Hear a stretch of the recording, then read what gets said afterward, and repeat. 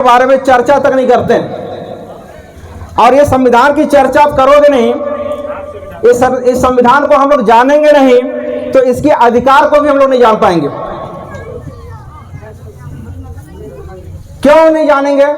क्योंकि संविधान में बहुत सारा चीज लिखा हुआ, बहुत सारा चीज हमारे संविधान में है और इसको हम लोग आज तक किसी ने बताया तक नहीं।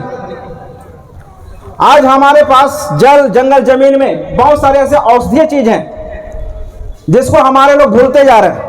वो हमारी संस्कृति है कि नहीं है ना? हमारे पुरखे लोग जल, जंगल, जमीन से औषधि लेके आते थे, आपका इलाज करते थे, आज भी करते हैं जो जानकार हैं। पड़ेगा साथियों, ये जो इतिहास है हमारा रोहतासगढ़ से लेके यहां तक, ये सारी जानकारी अभी जो गाना गा रहे थे कि जसपुरिया बेलस नौर पे सामाची दस, ये गाना में है लेकिन इतिहास में कहीं पे लिखा हुआ नहीं है। हमारे लोगों को पढ़ने का अधिकार नहीं था। पढ़े ही नहीं थे तो लिखेंगे कहां से?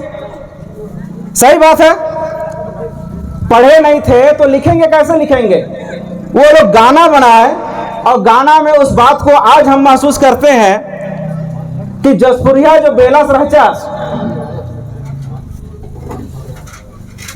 जो वनोपज है, जिसको शासन आज हमको वनोपज के नाम से महुआ है, नौर है, करंज है और भी अन्य चीजें हैं, डोरी है, बहुत सारी चीजें हैं, तेंदू है, तेंदू पत्ता है।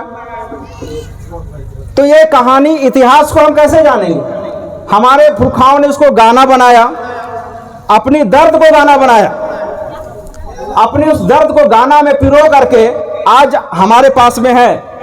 तो ऐसा इतिहास हमारे लोगों का छुपा हुआ है, हमारे लोगों का बहुत सारा इतिहास छुपा हुआ है। हम लोग रोहतासगढ़ का नाम सुने हैं, रोहतासगढ़ तक नहीं जा पाए हैं। रोहतासगढ़ के पहले हमारे लोगों का क्या पोजीशन था वो भी एक इतिहास है, लेकिन उस इतिहास को हमारे पास बताने वाला कोई भी नहीं है। क्यों नहीं है इतिहास को बताने वाला? क्योंकि इतिहास की जानकारी हमारे लोगों का लिखा नहीं गया। मैं आपको एक इतिहास बताना चाहूंगा। 30 जून 1855 को 30 जून 1855 को सिद्धो कान्हू का विद्रोह हुआ था। सिद्धो कान्हू का विद्रोह, संथाली विद्रोह हुआ, अंग्रेजों के खिलाफ विद्रोह हुआ, दीकू लोगों के विरोध में विद्रोह हुआ, जमींदारी लोगों के विरोध में विद्रोह किया गया। लेकिन इतिहास में उस विद्रोह का नाम, इतिहास जो पढ़े हुए लोग हैं, पीएचडी किए लोग हैं, एमए किए लोग हैं, उनको बहुत कम मिल पाता है कि वो पहला स्वतंत्रता संग्राम 1857 को कहा जाता है। लेकिन 1857 से पहले 1855 को हमारे लोगों ने वो विद्रोह किया था। और उसको रूस का जो कार्ल मार्क्स है, कार्ल मार्क्स ने उस बात को लिखा था कि ये भारत का पहला विद्रोह है, आजादी का विद्रोह है। विदेश का एक लेखक कार्ल मार्क्स है, उसने इस बात को इंगित किया, लेकिन भारत के इतिहास में इस बात को किसी ने नहीं बताया। ये आपके साथ, सभी आदिवासियों के साथ में ये क्या है? ये छलावा है कि नहीं है? छलावा है कि नहीं है? इतिहास के साथ बहुत घोटाला हुआ गया। दूसरी बात आपको मैं बता रहा हूं, इतिहास का घोटाला कैसे होता है। 1857 का हीरो मंगल पांडे को बताया गया, लेकिन 1857 में एक भंगी था जिसका नाम माता दीन था। भंगी माता दीन को भी उसी दिन एक साथ मंगल पांडे और उसको एक साथ फांसी दिया गया था। लेकिन भंगी माता दीन का नाम हम नहीं जानते हैं, इतिहास में उसको नहीं बताया जाता है, मंगल पांडे का नाम बताया जाता है। मैं आपको ये बता रहा हूं कि इतिहास के साथ कैसे कैसे घोटाला आपके साथ हुआ है। 1 जनवरी 1948 आजादी के बाद, तथाकथित आजादी के बाद खरसावां कांड हुआ, लगभग 20,000 लोग मारे गए। बहुत सारे लोग, हमारे लोगों को नरसंहार कर दिया गया, ऐसे ही भीड़ में गोलीबारी चालू कर दिया गया आजादी के बाद। ये सब इतिहास है। एक इतिहास आपको और बता दूं, ये जो संविधान है, आज का ही दिन, आज का दिन कौन सा दिन? 9 अगस्त 2018, 7 साल पहले इसी संविधान को दिल्ली के जंतर मंतर में कुछ लोगों ने इस संविधान को जला दिया। संविधान को जलाने का मतलब क्या होता है कि मैं इस संविधान को नहीं मानता हूं जिसमें आदिवासियों को हक और अधिकार दिया गया। यह बात आप लोग जानते हैं कि हमारे विरोध में, मतलब आदिवासियों के विरोध में कई सारे इसी हमारे बीच में है, इसी हमारे देश में है जो आदिवासियों का विरोध करते हैं। और इसलिए आपको, हम सबको आदिवासी दिवस 9 अगस्त को बड़े धूमधाम के साथ और इसकी बारीकी को, इसके इतिहास को जानना बहुत जरूरी है। और इसके इतिहास को जानने के लिए सिर्फ साल में एक बार 9 तारीख को केवल उपस्थित होकर के सुनेंगे तो समझ पाएंगे क्या? साल में एक ही बार आप खाना खाओगे तो साल भर सही रहोगे क्या? रोज चाहिए थोड़ा थोड़ा ज्ञान तो आप लड़ पाओगे। आज हमारी लड़ाई संवैधानिक लड़ाई है। ये सारे जो अधिकार आपको मिले हैं, अभी बीच में हमारे एक साथी ने बताया था 5वीं अनुसूची। बहुत सारे लोगों को लगता है कि 5वीं अनुसूची रोज रोज ये लोग बोलते रहते हैं 5वीं अनुसूची क्या है। ऐसा लगता है कि नहीं लगता? ऐसा इसलिए लगता है क्योंकि संविधान में लिखा हुआ चीज को हम पढ़ते नहीं है, कहीं पे सुने रहते हैं, सुनने के बाद लगता है कि हाँ सुने तो थे कहीं पे। साथियों, ये 5वीं अनुसूची संविधान में 1950 संविधान जब लागू हुआ 26 जनवरी को, उस संविधान के अंदर में आपके लिए एक अधिकार दिया गया। उसके पहले आपको, हमको पढ़ने का अधिकार नहीं था, ऐसा कुर्सी में बैठने का अधिकार नहीं था, जूता पहनने का, चप्पल पहनने का अधिकार नहीं था। बड़े बड़े जहां ठाकुर इलाकाज है, कुछ लोग हमारे साथी लोग हैं भिंड मुरैना तरफ, यहां पर अगर कोई बड़ा कार्यक्रम हो रहा है ठाकुरों का और उसके बीच से आपको अगर जाना है तो चप्पल को निकालो, हाथ में रखो, उसके बाद जाओ। ऐसा होता था, ऐसा होता है, अभी भी चल रही है जहां पर जातिवाद है। आप लोग बहुत अच्छे जगह में पैदा हुए हैं, जसपुर की धरती में, सरगुजा संभाग के धरती में, यहां पर इतना ज्यादा हमको प्रताड़ित होना नहीं पड़ा।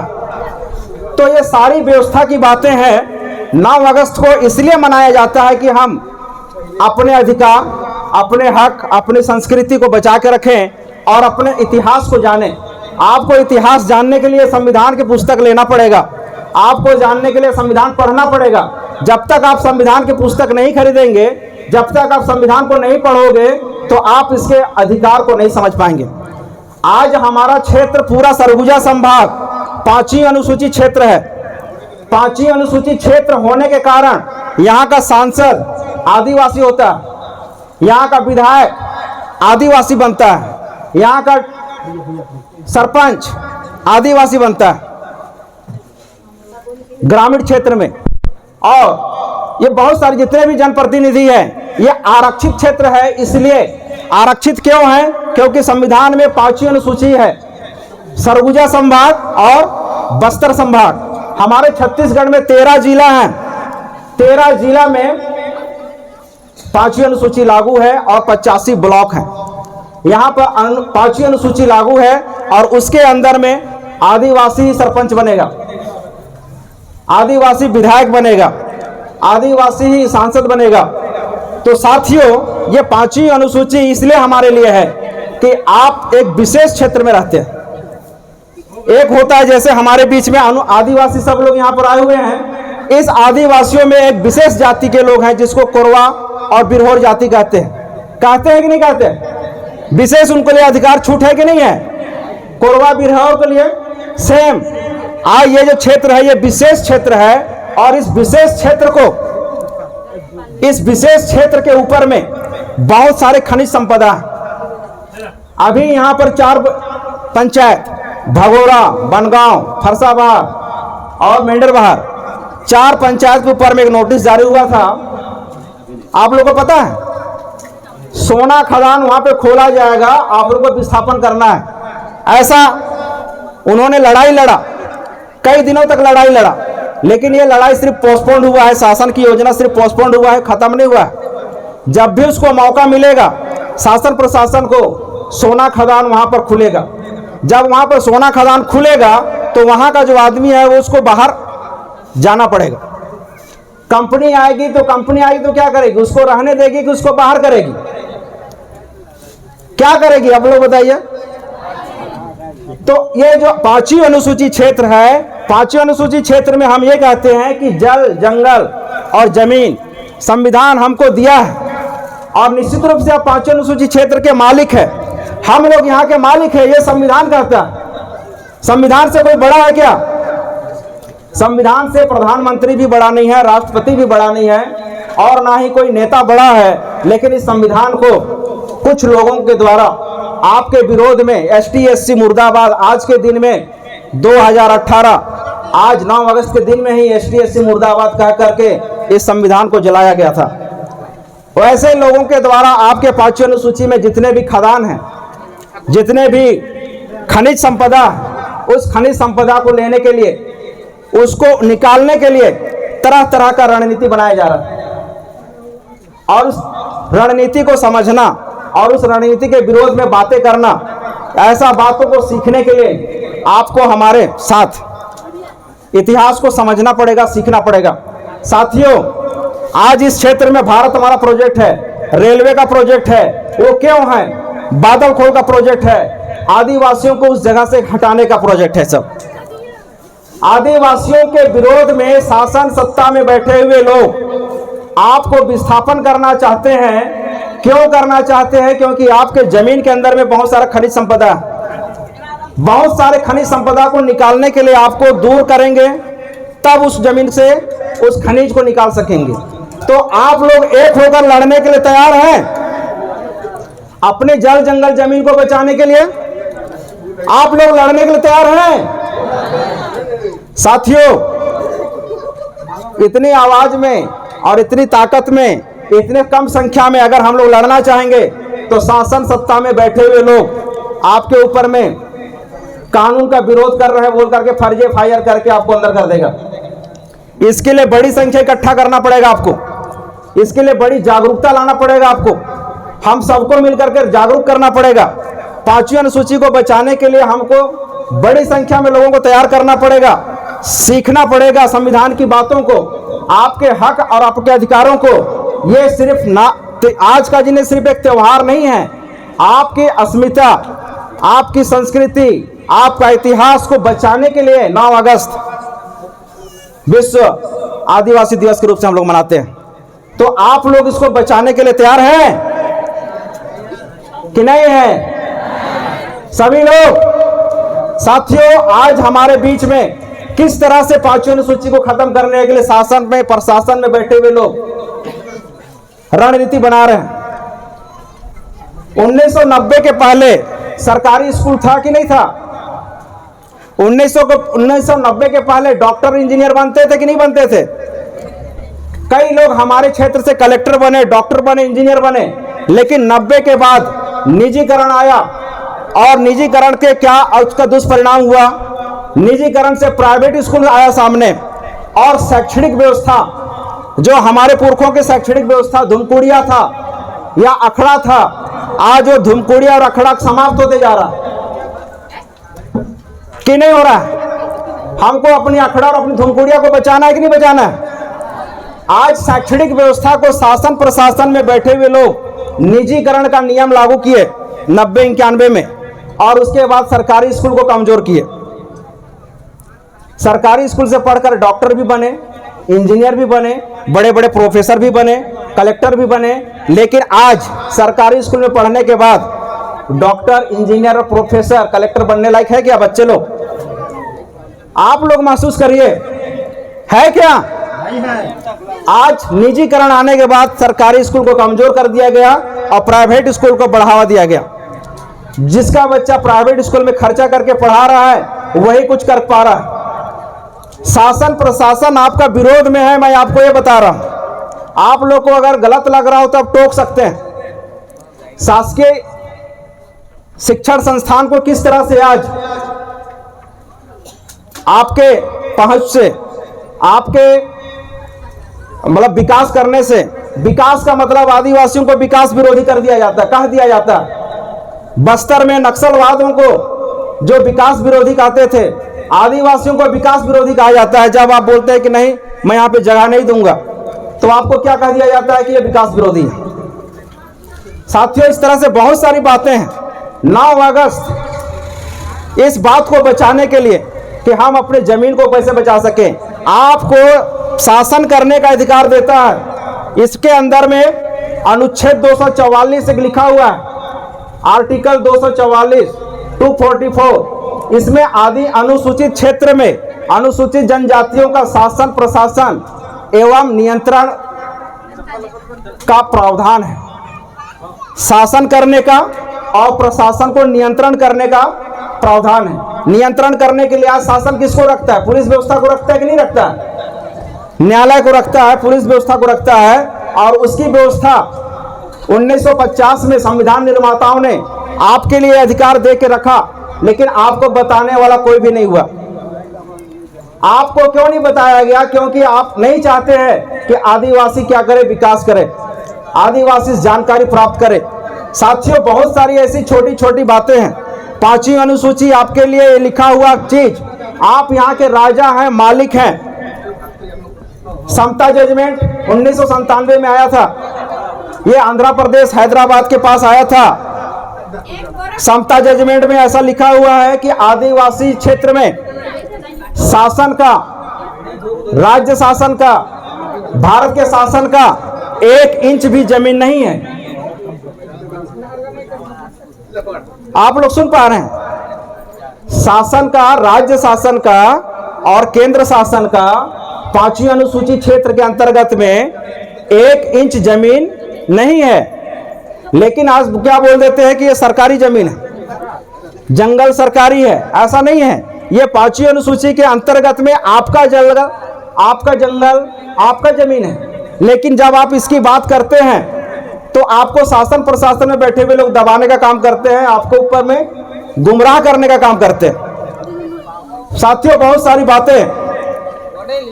सारी बातें हैं जो आपके विरोध में कोई दुश्मन नहीं कर रहा है, बल्कि शासन सत्ता में बैठे हुए लोग कर रहे हैं। इसलिए ये 75 साल के बाद भी आपके पास में संविधान का पुस्तक नहीं पहुंचा। संविधान को आपने सिर्फ सुना है कि संविधान है, संविधान में 395 आर्टिकल हैं, लेकिन संविधान में आपके लिए जो उपबंध है, संविधान में आपके लिए जो व्यवस्था है, संविधान में जो आपके लिए अधिकार है, इस अधिकार का हनन खुलेआम हो रहा है कि नहीं हो रहा? आज जल जंगल जमीन हमारा है कि हम सिर्फ नारे में आए, लेकिन इसका विरोध बड़े पैमाने पर शासन प्रशासन में बैठे हुए लोग हमारे लोगों को आदिवासी मुख्यमंत्री बना करके हमारे विरोध में हसदेव का जंगल कट गया, रायगढ़ खत्म हो रहा है, जसपुर जो बचा हुआ है ये रेड जोन में है, मतलब यहाँ पर सारे जमीन बिक चुके हैं।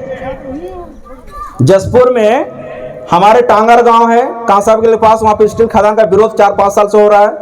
अभी सोना खदान का विरोध यहाँ पर हुआ, गुल्लू डैम का विरोध हुआ, लेकिन ये सक्सेस कर गए लोग। ऐसा बहुत जगह हो चुका है और ये जब मौका मिलेगा तब आपको यहाँ से भागो बोलेंगे। उसके लिए ये 9 अगस्त आज एक संदेश लेकर जाइए आप लोग। हम सबको एक होना पड़ेगा और एक होकर के ज्ञान या जानकारी के बगैर लड़ोगे तो आप लोग हार जाओगे। जानकारी आपको संविधान में मिलेगा, जानकारी आपको राष्ट्रीय आदिवासी एकता परिषद के संगठन में मिलेगा। राष्ट्रीय आदिवासी एकता परिषद के संगठन में आप लोग आइए, जानकारी प्राप्त करिए। बिना जानकारी का, बिना हथियार का अगर आप लड़ने जाओगे तो क्या होगा? कहीं पर आप लोग लड़ने जा रहे हो और आपके पास में हथियार नहीं तो क्या होगा? आप मारे जाओगे या फिर आप हार के भागोगे, यही होगा। तो जानकारी के बगैर आप लड़ाई लड़ेंगे शासन प्रशासन से अपने जल जंगल जमीन के लिए, तो आप हार जाओगे, आपको खदेड़ दिया जाएगा, आपको भगा दिया जाएगा, आपको विस्थापन कर दिया जाएगा। जानकारी लेने के लिए संविधान की पुस्तक पढ़िए, और संविधान की पुस्तक पढ़ना इतना आसान नहीं है, समझ में कम आता है। संगठन में आइए, संगठन में आपको हमारे जैसे बहुत सारे वक्ता लोग मिलेंगे जो आपको जानकारी बताएंगे, और बिना जानकारी का अगर आप लड़ाई लड़ेंगे तो आप निश्चित मानिए, प्रैक्टिकल उदाहरण है, आप हल चलाने जा रहे हैं या धान काटने जा रहे हैं और हंसुआ लेके नहीं जाओगे तो कैसे काम होगा? हथियार लेके नहीं जाओगे तो कैसे काम होगा? तो ये हथियार जानकारी हथियार है, अब बिना जानकारी का आप नहीं लड़ सकते। तो साथियों, आज हमारे बीच में और भी कुछ साथी हमारे हैं, और 9 तारीख हर साल आएगा, लेकिन इस 12 महीने 11 महीने 29 दिन तक हमको क्या करना है? हमको तैयारी करना है, हमको एक दूसरे को जोड़ना है। आज हमारे बीच में जोड़ने वाली बहुत सारी बातों को रखना है। जोड़ने वाली बातें आप सामाजिक कार्यक्रम में आओगे तो होता है, लेकिन आप बाहर जाओगे तो आपको बहुत सारे लोग जो जोड़ने के बजाय आपको क्या करते हैं? तोड़ने का काम कर रहे हैं। हमारे बीच में आपको तोड़ने का काम इसलिए किया जा रहा है ताकि आप इकट्ठा ना हो पाए। इसलिए आपको जुड़ने के लिए एक मंच में होना बहुत जरूरी है।